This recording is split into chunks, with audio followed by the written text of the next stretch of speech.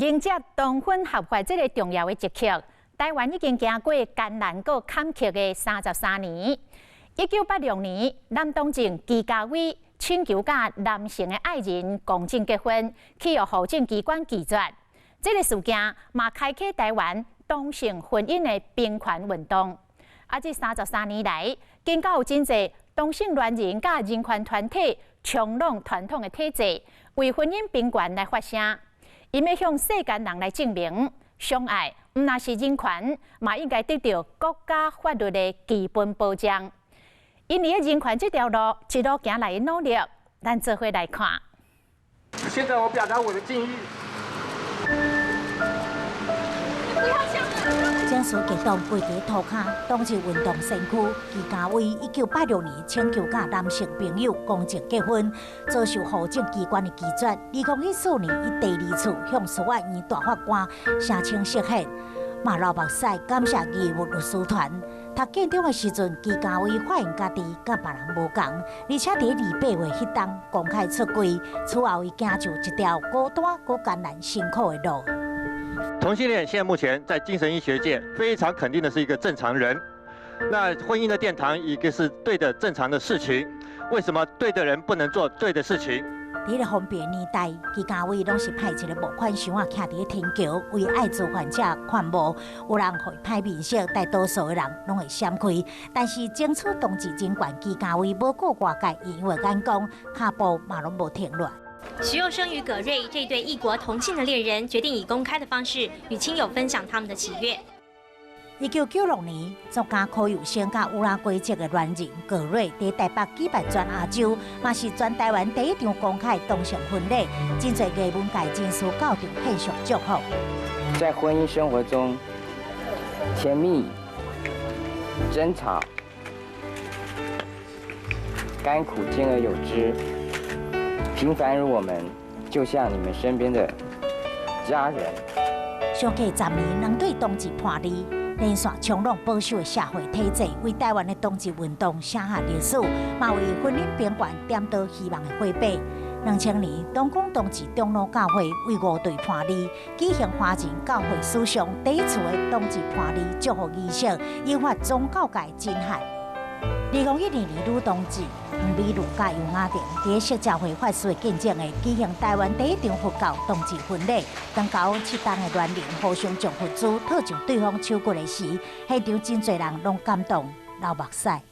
今天这场婚礼，它对我们来讲不是一个结束，它只是回去了之后，我们继续的让我们的家人，然后做很多的心理建设跟准备。虽然我们是女同志，可是我们一样是可以令他们骄傲的孩子。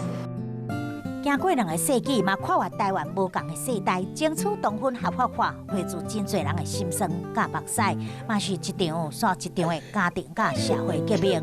华视新闻杂志用超过10档的日程真实记录。我是同志，又是艾滋，然后安谷是原住民，我们这么不一样的身份，我们只要经过努力，都可以做到这一步。虽然法律没有认同，但是我们也做到了。妈咪跟阿 B 很爱你，然后希望你们就是一样要活得很有自信。就这样。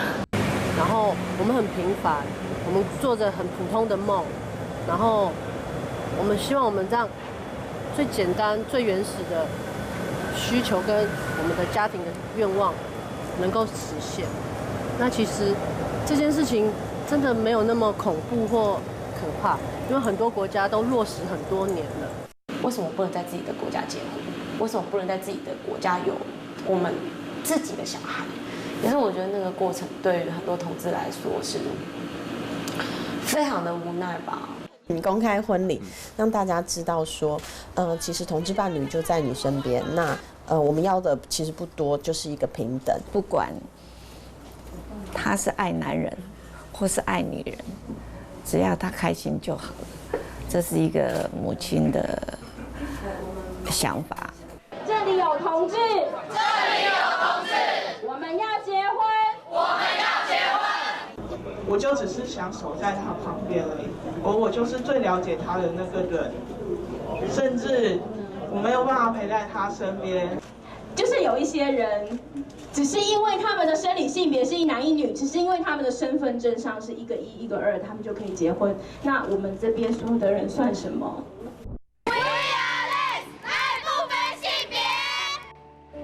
2003年11月7日，台湾第一场同志大游行在台北登场，这是华人社会中第一次同志游行，只有1000人就过插舞。到2018年10月27日，第16届同志大游行人数已经突破137000人，创下史上新高纪录。但是同婚修法应该修民法，也是另立专法，应该保障人权，也是来捍卫家庭伦理价值。冲突甲对立，嘛在2016年底来到最高点。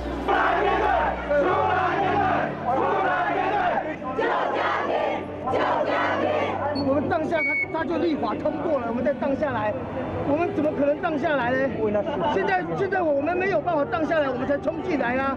反对黑箱，保护弱势，